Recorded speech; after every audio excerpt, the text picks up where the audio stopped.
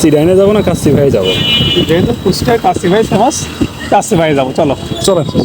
ঝড় বৃষ্টির দিন, তাই খুব কাচ্চি খেতে মন বলছিল। যেই বলা সেই কাম, বাসে উঠে চলে গেলাম কুষ্টিয়াতে।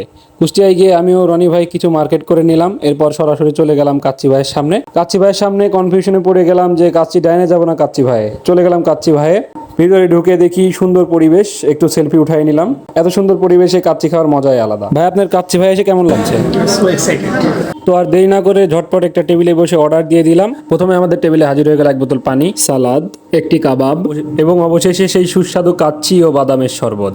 রনি ভাই প্রথম বাইট নেওয়ার পরে সে তো হারিয়ে গেল, এবং সঙ্গে সঙ্গে আমিও এক বাইট নেওয়ার পরে মামা পুরা মাথা নষ্ট, আসলে বলে বোঝানোর মতো না, একদম অস্থির। খাওয়া দাওয়া শেষ করে শেষ পাতে বাদামের শরবত ঢকাঢক খেয়ে বিল দিয়ে টিস্যু দিয়ে হাত মুছে দাঁত খসাতে খসাতে পেট নেড়ে বললাম, এত স্বাদ কে? সো হে গাইজ, আজকের ভিডিও এই পর্যন্ত ছিল। দেখা হচ্ছে নতুন কোনো ভিডিওতে। ততদিন আমাদের পাশে থেকে এভাবে ভালোবাসা দিয়ে যান। ধন্যবাদ।